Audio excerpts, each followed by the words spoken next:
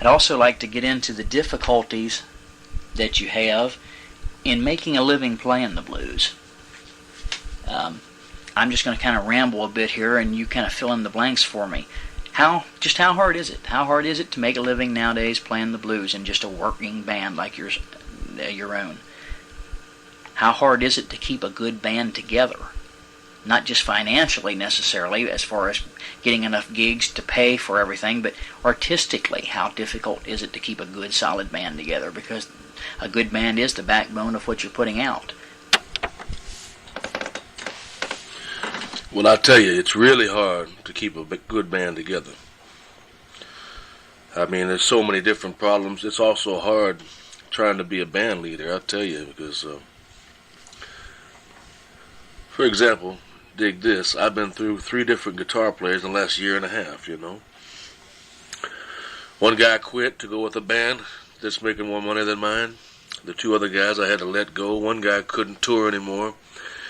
The other guy, it turned out in the end, he just couldn't swing. I got to have a player that knows how to swing. If you can't swing, you got to go. It just don't work out with me because I do a lot of hard swinging, you know. You got to have players that are able to get along with people. Sometimes you get a guy, man, who wants to argue or complain all the time, you know. And it's so hard finding the right musicians that are great players and have a great personality, too, that can get along with people. You get out there traveling on that road when you're touring with your band, and if you have somebody that don't want to get along or complains about everything, it spoils everybody's attitude, you know. It just ruins everything. So yeah, man, it's plenty hard getting good players, keeping them, getting players that have good attitudes. As far as financially, it's really hard having a blues band and trying to survive and bring in enough money. I got a family. I got 2 kids. My wife also works. She has a day job. And if she didn't have the day job, things would be real rough around here. Some weeks I work, when I'm at home I'm talking, some weeks I work almost every night. Other weeks I have 2 gigs the whole week. When I'm on the road, things go real well for me. That's why I like to go on the road for that, so I can bring money home and keep everything together. When on the road, we make real good money. We work just about every night. The band seems to get tighter. If you play every night, your band always tightens up. These are supposed to. Mine does. So that's about it. When you're at home, here in Los Angeles, I don't work that much some weeks. Other weeks I work all the time. So it's always kind of like a struggle for me at this point. But you have to love the music. If you don't love the music, you'd be a fool to go through this kind of stuff. I love the music. I believe that I'm climbing the ladder. It seems like my gigs are getting better every year. I'm getting more respect. My records are selling better. So I feel like I'm getting closer and closer to my goal, which is to make a good income and make a name for myself in this blues world. Are you currently, or have you in the past, had to work a second job or a third job just to make ends meet? Have you been one of those fellows who worked all day on a 9-to-5er like me, and then had to go out at night and play the blues because there wasn't enough income generated for you to do it on a full-time basis? Well, right now I don't have a day job. I do music on a full-time basis right now. My wife does have a day job, so that helped things out. Up until 2.5 years ago, I worked as a machinist. I worked as a machinist for about 17 years. And when that was going on, that's right, I would work all day long, maybe 7 to 3:30, doing machine work. And then that night I would play music. What happened is it got to a point where I just couldn't continue to play nights as a musician and get up real early in the morning and go to work. It just got to be too much. And I also felt like if I was going to ever get anywhere with music, I'd have to do it full time. It's real hard to attract quality musicians when you're just doing it part-time. You need to take it real serious if you want to advance, I believe. You just can't play on the weekends. When you play full-time, you attract other serious musicians. And I've only been playing music full-time for the last 2.5 years. And I feel like I've come a long, long way in them 2.5 years because I'm constantly playing or rehearsing or think about it. Nowadays, I got my mind on music all the time instead of my day job, daytime, music nighttime. Now it's a full-time thing for me. And I definitely prefer it that way. Also, as every year goes by, now I'm getting more gigs, better money, more exposure, and more respect. And I just feel like this is the thing for me, to do it full time. It's actually going better than it ever has right now for me.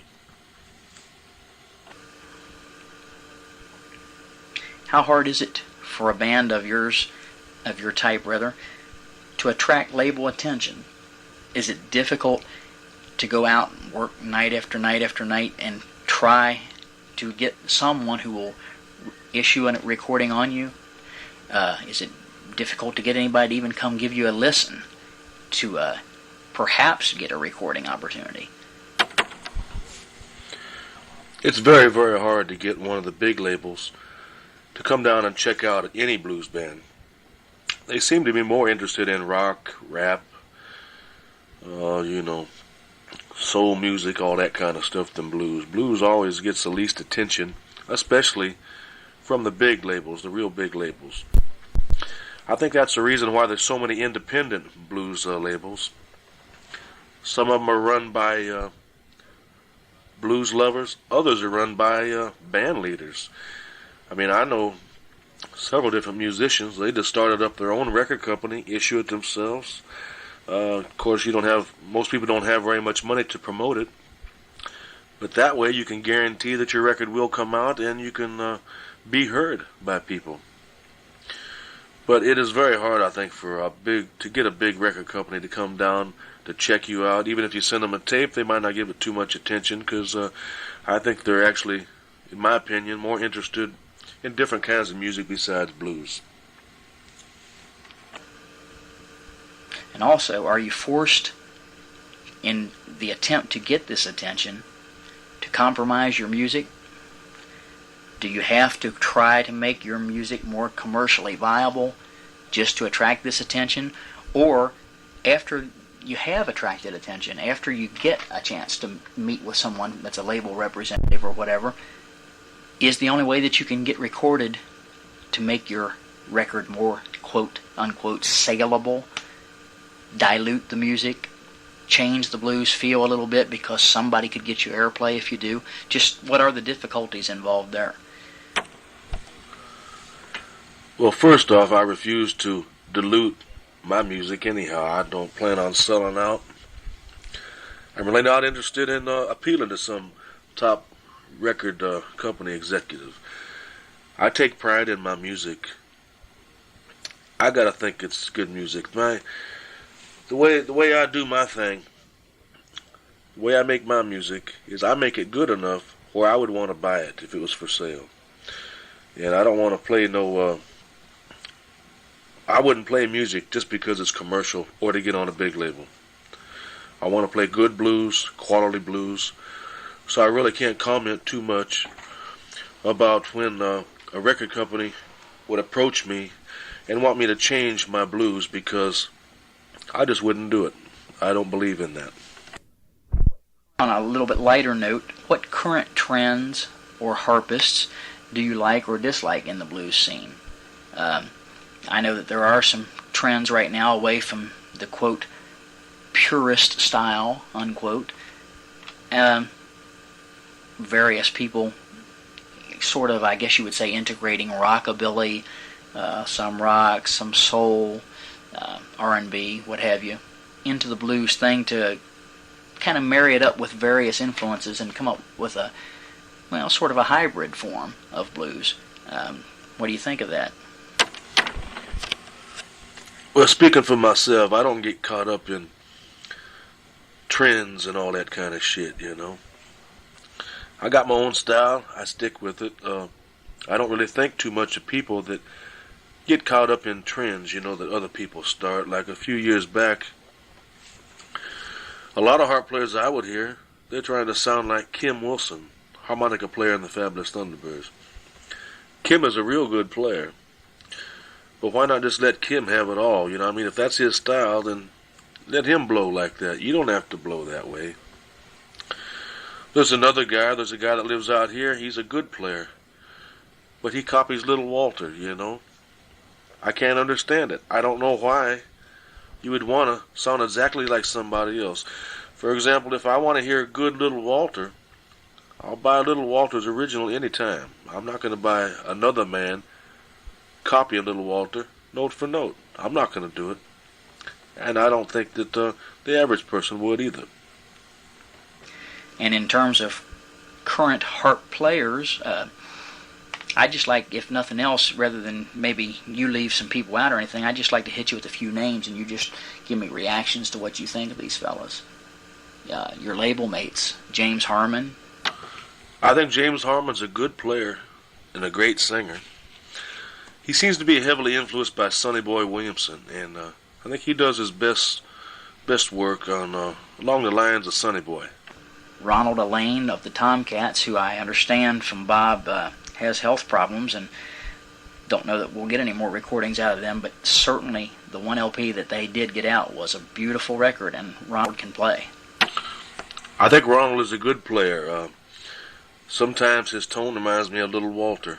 I do have one little bit of constructive criticism for his playing. Is I think he's got a tendency to play too many notes sometimes.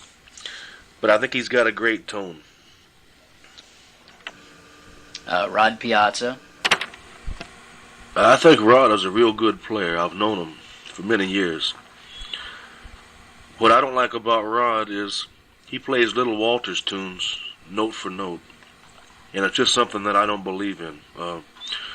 Once again, I'll say it, that if I want to buy Little Walter's music, I'll buy it by the originator. I'm not going to buy it by a guy reproducing his stuff note for note. I think it's nonsense. Bill Tarsha, which I don't know that you're familiar with all these folks, but I certainly hope that you would be. Bill plays with the Rocket 88s in Phoenix. Yeah, I know Bill Tarsha. He's a really nice guy, too. I think Bill's a good player. Paul DeLay. I think Paul DeLay is a real good player, and one thing I really dig about him, he's got his own style, and I really appreciate that. He's a real good chromatic player, really knows how to use the button to good effect. I think Paul's a great singer, too. I don't know him personally. I've seen him years ago. Sunnyland Slim came through town, had Sunnyland on piano, Hubert Sumlin on guitar, and Paul DeLay was on harp and vocals, and he really sounded good. I'd like to discuss something that I view as sort of a double-edged sword in the blues music field, and kind of get your reaction. I'm not sure that I've even exactly made up my mind where I stand on this, but I'd like to get a reaction from someone who's in the business itself. What do you think of the situation with Robert Cray and Stevie Ray Vaughan, maybe to a lesser extent now that he's currently a little hot, Jeff Healey, people of this type, in that they come in, I know that they're really not overnight successes, but that's sort of a reference that they're given in the journalistic sense. I happen to know, that Stevie played for a long time before people knew who he was. Certainly Robert Cray played the West Coast again for a number of years before he broke on a national scale. And I understand all that. But they are, whether it's appropriate or not, viewed as almost overnight successes. Is that a good thing for the blues or a bad thing for the blues? Well, I believe the three cats that you mentioned, Robert Cray, Stevie Ray Vaughan, and Jeff Healey, I think they're actually helping the blues scene, and let me tell you why. They all three get pretty good airplay on stations that usually don't program straight blues. So that means they got their tunes being played along, rock tunes and funk and all that kind of stuff. So that means the normal blues audience usually is not listening to those rock radio stations.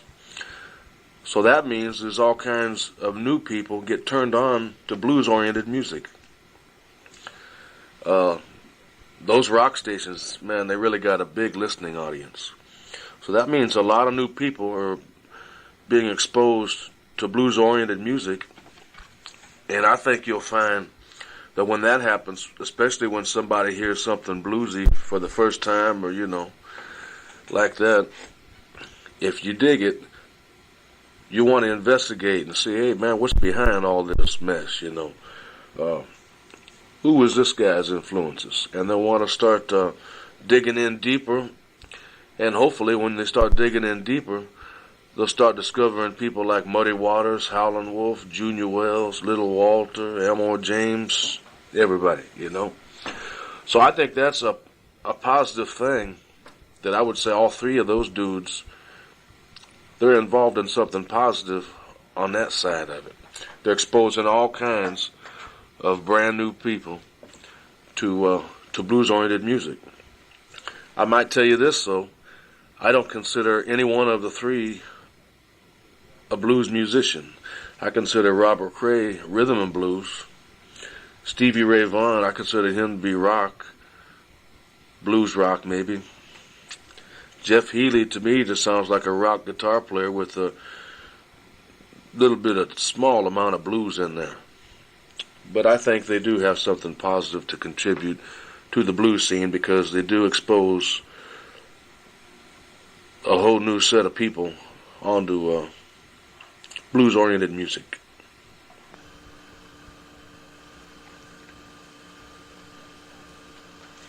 Okay, the other side of the issue that we were discussing on the previous side of the tape, a lot of people look at it the other way. They say, well, success, when it comes, can't be predicted. No one knows for sure that it's coming their way. You just have to accept it when it gets there, of course. And that in the long run, blues is actually served by this. The acceptance of a Stevie Ray Vaughan, for example, especially when he admits what his influences were, could refocus attention on an Albert King. Could make Albert a more viable commodity. He could even tour as an opening act for Stevie and gain exposure. Any number of things could come his way, and it could benefit him in some way. Same situation with a Robert Cray, that he broke out of the Pacific Northwest. There's no reason to assume that other people on the same label, for example, couldn't do the same thing. Joe Louis Walker is getting a little attention himself on the same label. The same type thing, he could again have people like that tour with him and open for him or whatever. In other words, some people say that the good outweighs the bad. Yeah, maybe it's unfair that the old-time great doesn't get the attention that he deserves while the young buck does. But a lot of people think that, well, hey, at least some reflection falls on them. Maybe it's indirect light, but some light does get there. And perhaps had these other fellows not broken through, no light would be shining whatsoever. So, some light being better than none, it's actually beneficial. I don't know which way I feel about it myself, but I'd like you to, if you would, consider it and give me your reaction to that. Well, like I said on my previous answer, I think it's positive in that in a lot of cases, brand new people get turned on to blues and blues-oriented music through the heavy airplay that these other guys get. A good example of that was a few years back, that group called the Blues Brothers. They were getting real heavy airplay. And I know that a lot of people got turned on to blues because they were getting heavy airplay and it was, all over the radio. And that's a positive thing. The kind of stuff that I don't dig is when people start to believe that groups like the Blues Brothers, Robert Cray, and Stevie Ray Vaughan, when people start to think that they're better than the originators, then, man, that really gets under my skin, and I don't dig it, Usually these guys that get on the radio, like the Blues Brothers is a good example, they ain't jack shit compared to the originators. They just ain't nothing, you know. They had names. Those people in particular was on Saturday Night Live and did all kind of cover tunes. But hopefully, once again, people will hear groups getting heavy airplay that are blues oriented, and that will make them interested, and they'll start digging deeper. And I think that's a positive thing right there. Robert Cray, for example, as you may have heard, is frequently criticized by so-called blues purists because he won't do remakes of, say, Muddy and Howlin' Wolf and people like that on every LP, that he prefers to write his lost love and cheating on his lover and such ballads, basically doing R&B type material with a pretty good solid blues feel and blues oriented guitar work. A lot of people really heap a lot of abuse on him for that. I don't know that that's necessarily fair. He did take, not only did he get recognition for it, but he did take the blues in a bit of a new direction. And face it, a lot of people don't do that. A lot of people just continue to plow the same furrow that we've been through a number of times. And while a lot of those people are people I enjoy a great deal, they're certainly not breaking any new ground. They're just, basically doing the same thing over. So anyway, what reaction would you have to this? Well, I think Robert Cray is really doing the right thing in not doing cover tunes. It's great, I think, that he's singing about his own life's experiences and writing his own material. Myself, I rarely do cover tunes. I just don't believe in it. Like you say, I guess there are people that they don't like the idea of Robert Cray not doing blues covers. I think they're just full of shit. If that's what they want him to do, they really don't know what's going on. If you go back through the history of the blues, all the great blues men wrote their own material or had somebody write it for them that they were closely associated with, that understood exactly where they were at. Nobody ever made a name for themselves doing cover tunes. I mean, you can go back through the blues history and you can check out every one and you'll know exactly what I'm talking about. So to Robert Cray, I say, hey man, that's all right. Keep writing your own tunes. I think it's great. A little bit about what role, if any, would you like to see a journalist or basically just blues addict like myself take in trying to educate the public on the merits of this music that we love so much? Basically what I'm saying, is there any darn thing that I can do that you think would be helpful other than what I am doing? I'm already, in my opinion, trying to go the extra mile, but I'll go the extra 2 miles if there's something that seems like it would benefit the music in some way. Well, one thing that I think that writers, blues societies, blues DJs, and things like that, one thing they could do, I think, to help the blues out was be proud of your local blues musicians. Every city's got some good blues musicians. Even here in Los Angeles, it's hard for us to get respect here from the local writers, blues societies, and DJs and all that. They tend to overlook us, and they always talk real great about the out-of-town talent. That's one thing. I think that everybody should be proud of the local talent, I believe real strong in that. And one more thing is, I see this happen a lot of times, is a critic or a reviewer will go see a white blues player and already have their mind made up that, hey man, this cat ain't for real. He ain't the real thing. He's white, man. You can't be white and play blues. I mean, this is his attitude. You can't be white and play blues. To be a real blues man, you got to be black. And it's a pretty ignorant way of thinking. But man, you wouldn't believe how many people actually think this way. And it's only the writers, the musicians, black and white both. They know better. Hey, man, if you know how to play the music, if you got a genuine understanding of what makes it work, then you got it. Myself, I've been playing for, well, since I've been 16, that's 22 years now. And I came up playing through the black ghetto bars of L.A., and spent a lot of time with some real great black blues musicians, and I feel like I learned how to play, man, this stuff right from the source, you know. And blues, to me, I live this stuff, you know. This is my lifestyle.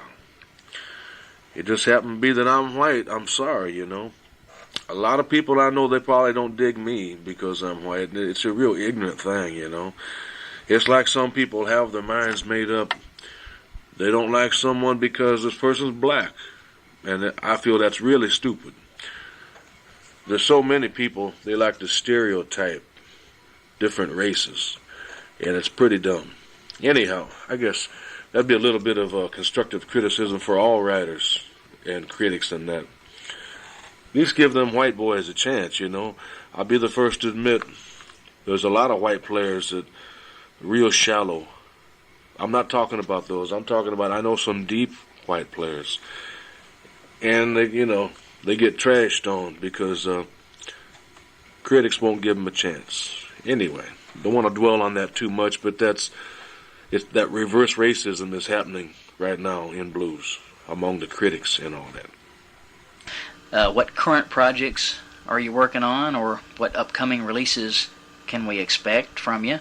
Are you still on the Rivera label as far as just exclusive distribution now, or will there be other things that you'll be doing on other labels like Satch, for example, or, you know, just exactly what do you have planned for the future?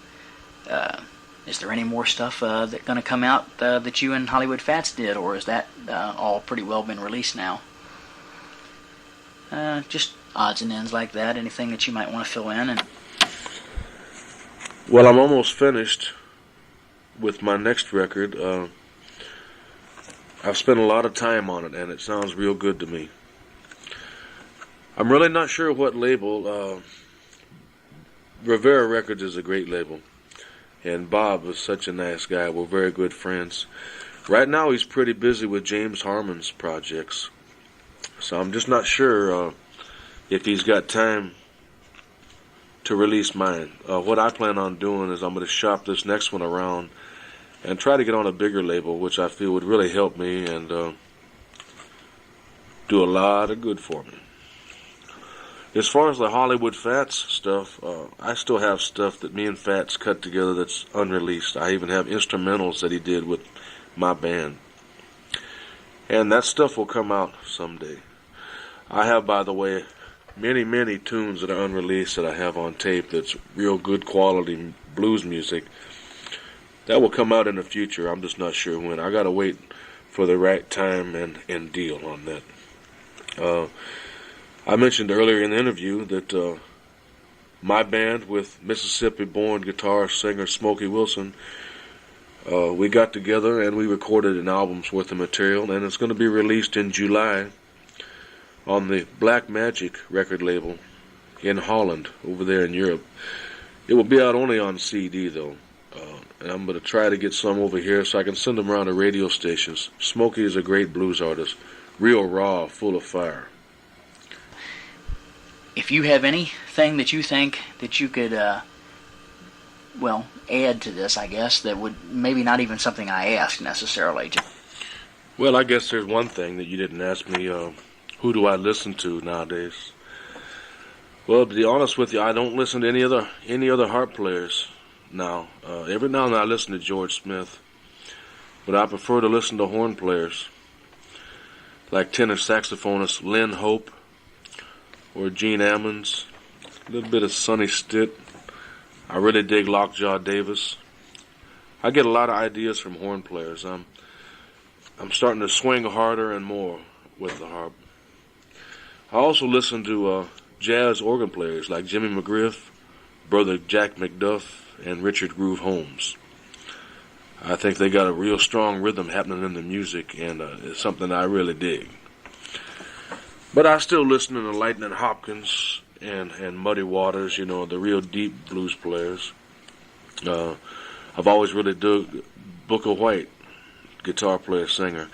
I got to know Booker. He was out here in L.A. for a while, and I became real good friends with him, and he was a real nice guy to me always. Real strong guitar player and very strong singer. So anyhow, that's a little bit of information on who I listen to nowadays and, you know, influenced me in my playing right here now in 1989. Oh, last little thing, man. I would like to have a copy of the interview, so please send me, I guess, a copy of your magazine, man. Send it to my home address. I'd really like to read the finished thing, so please send me a copy here at home.